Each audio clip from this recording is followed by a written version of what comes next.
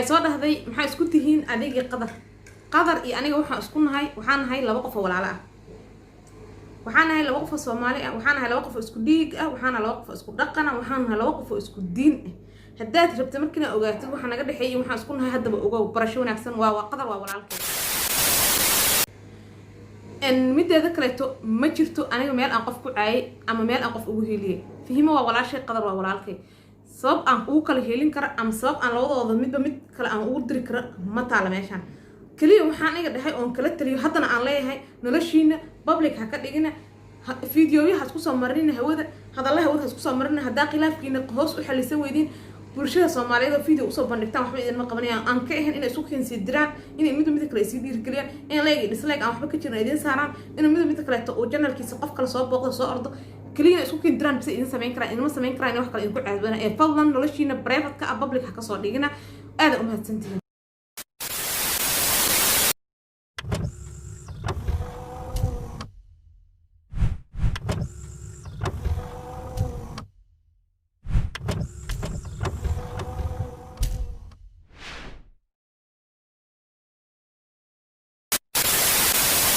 عليكم ورحمة الله تعالى وبركاته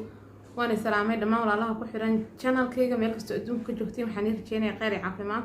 farxad bash barwaaqina ku noolaateen insha Allah videogan horta fadlan hadaan ugu cusubta waxaan ka codsanayaa subscribe ina isartid hadaa hore ila joogteen aad u mahadsan tahay like ta naga soo dhis wixii fikirkaagana comment-iga nagula soo wadaag aad waxaan ugu mahadcelinayaa walaalaha kunka ka badan ee ugu soo biiray labadan maalin u dambeysay aad u mahadsantihiin shukran jazakumullahu khayr videogan waxaan ugu talagalay inaan uga hadlo dad commentiyo ii soo qoray iyo fikirka aniga aan aaminsanahay ka shaqsi video waxaa jira laba video waxaa jirta hore aan soo galiyay oon uga hadlayay gabadha la dhaho Fahima iyo qadar videoyadaas qof aniga kuma caynin qofna ma ku aflagaadeerin qofna wax ma uga sheegin kaliya waxaan dhahay qadar maadaama aad runta sheegtay dadkana ay ku habaarayeen in qof bini'aadamka la habaaro ma fiicna oo ku mahadsan tahay ayadoona fiicneena wali busii raaci qof kasta oo fiirsan kara inaad soo bandhigtid codka xaaskaada sababtoo ah haddii dadka istirtiin ama isku dhacdiin ama waxay dhex maraan ma ahna runta ama maxaa dhihi jiray waxa wada ahaydeen dhan intaa hilmaamtid hal mar soo wada bandhigtid waxa la wixii idinka dhaxeeyay hadday oo sir ahay sababta nin neegtiisu waxay doonaan isku duubaan waxay doonaan isdhahaan waxay doonaan isku diraan sooma marka hadda maanta isku dhacdiin ma ahan inaa qofkii aad soo bandhigtid wixii cod u duubtay iyo wixii sawir aad ka haysay iyo waxaas oo kaleeto ma ku fiicna raganimadii bini'aadamnimadii islaamnimada midna ma ku fiicna midaas waan kala hadla waxaan dhahay ma ku fiicneen waana ku saxsan tahay hadda runta aad kala wadaagto sababta ah ayadaba Fahima runta sheegto waxay tiraahdo wixii ay labadooda dhaxmaray ka sheegto asana runtu ka hadlay dadka marka waxaan la hadlayaa aniga commentiga iga soo qoray horta aad u mahadsantihiin waxaad soo dhahdeen iyo wixii aad soo sheegteen intaba waa ku mahadsantihiin laakiin waxaa reeban inaa isoo aflagaadiseen sababta waxay ugu aflagaadiseen waxaa dhahdeen waa ku faraxsan tahay meelaan ku dhahay anigu waa ku faraxsanahay dad inay kala tagaan waa ku faraxsanahay aan soo dhahay ma jirto dad inay isdagaalaan waa ku faraxsanahay aan soo dhahay ma jirto mana ma jirto sabab aan ugu farxi karo qof anoo kale oo walaashay oo dumar ah wax ku dhacay ama dad isqabo qoys Soomaaliyeed oo burburaya ama xumaan iska soo tibinaya sabab aan ugu farxa horta ma jirtaba aniga sabab aniga aan maxaa dhihi jiray ku dhiirigeliyo xumaan aan u taageerana meesha ma wataashaba marka dadka noocaas u fikiro waa dad waliba maangaab ah sababta inaad comment ku soo qortid adigana birisaas way kugu dhici kartaa horta ku qaldan tahay sababta aan social media horta noloshayda ma wada keenayay marka horeeto even hadday dhacdana adduun waa waxaan soo maaha oo adduunyo wala jooga wax walba dhici karaan Soomaa inay dhicin oga laakiin hadday ifan dhacdana ina meesha soo fadhiista ani ma dhahay waxaas ay ugu dhici wax aniga wax kasto qofka ku dhaco waxaan aaminsanahay dadka inay 10 laga qaato ani aaminsan qof kasto adduunka horkiisa joogo oo maalin ku xumeeyo ani waxa dadka maxaa ku jira aaminsan in laga qaato 10 maanta hadii la xumeeyo 10 ka qaadana nolosheeda hore uga sii socona gadaal ma fiirinay waxaan tusaa qofkaas ay inaan ka gudbay wixii ayaga oo meel u fadhiisan ma aha laakiin inaan dadka miyihi oo gadaal u soo noqdo dhahay wixii wax igu dhaceen iyo waxa maalin hadda ka hor igu dhacay iyo dhibkaas ay soo qabsaday iyo qofaan saan soo yeelay iyo ma dhahay horta ma liiga maqlaay taas ma liiga sugaayo intaas horta ku qabo waa idin leeyahay noloshaada way kugu dhici kartaa gabar Soomaaliyeed ah ay adadeen haddana aniga maadaama marwe xasaanad la'ana ما فهمتين برشة وناكسنة لكن سواء كود عي كرتا على هذين إني نقول عين حتى يقول عظيمنا الدنيا للجوا وحوا الدنيا وحوا البصعد ما نبني وقدون تأورك سنتا إيفان عضبة سقلتنا من سمين لهن أنا عضنا قف كم ساعة صوت ونص بنقول لهن قف يحمينا من سوى شيء لهن قفنا مكو أبع الشيء لهن يعني تو تنكرب حيصير هذا السؤال شكله أو حتى هاي هذه قدر محي اسكتي ما تقول لي أنا قدر مؤهلين قدر أقول Soomaaliyeed oo walaalkay ah waxaan isku nahayna waxay tahay laba qof oo walaalo ah laba qof oo Soomaali ah laba qof oo isku dhiig ah laba qof oo isku diin ah laba qof oo isku dhaqan ah dad waxay yihiin oo dhan aan wada nahna ma fahanteen marka qadar maxay isku tihiin waa u heelisa fahima ka heelisa adhaadeen qadar wax qaas oo isku nahay adiga hadda commentiga ii soo qoray oo asaga nahay ma jirto laakiinse qof walba Soomaaliyeed oo walaalo inaan nahayna ay cadeena oo waxaan wadaagna ee tahay walaalnimada wada dhalashada dhiiga iyo dhaqanka ما فهمتين marka ina caadi iska dhigtiin dadka hadhina ku mashquulno hebel hada wax soo sheegta ama maanta wax soo dhahdid ina dhahdid hebel adin maxay isku tihiin in hebel soo caysay ana qof gabar Soomaaliyeed ma ayna fahimo waa gabar walaashay oo marwo sharaf leh oo qiimo leh oo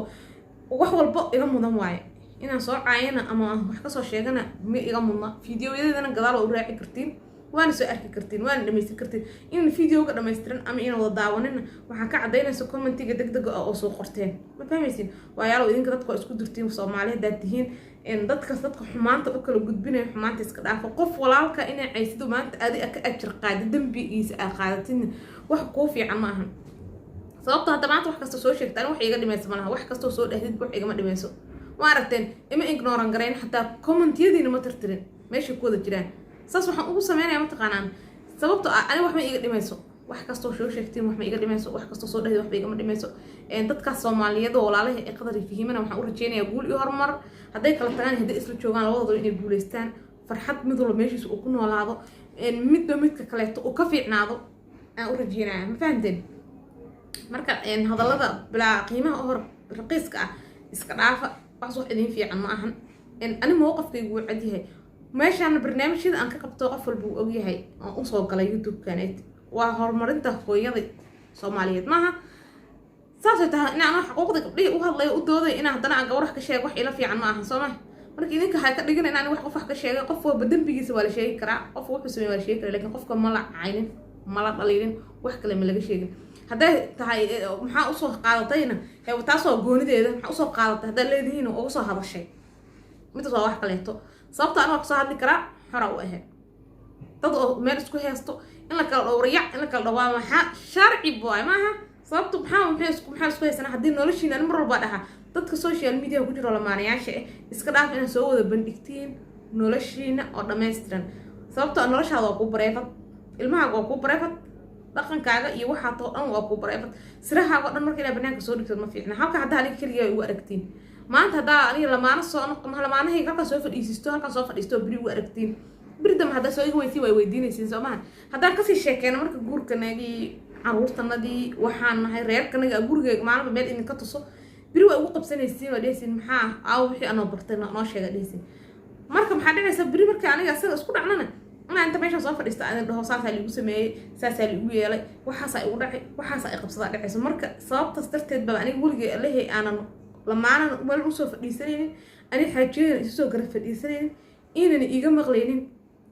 نرش أنا يقاسك أنا وحنيه اللي كره إن أنا يقول هذا برنامج كهوينك هرمرنت محدي كري إن مدالوينك وحول بقى بهنتيهين oo kala to in ku madadaalin karo hadaa in ku tasbiiniin qaban way waa iska dhaaf ama aan meel soo fadhiisto nolosheeda qaaska in aan iga sheekeeyo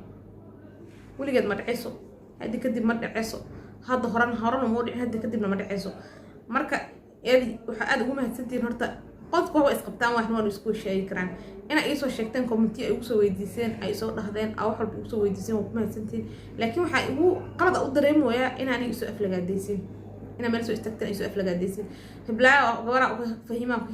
ka heelisay ee qadara u heelisay ee qof caayisay qof aan caayay malahan qof caay aan caay karna malahan horana u dhaxda kadib ma dhaha Soomaali qof aan caayni karo ama caay iga mudan ma jiro qof Soomaali ina caay ama channelkaygana qof lagu caayo ma u furna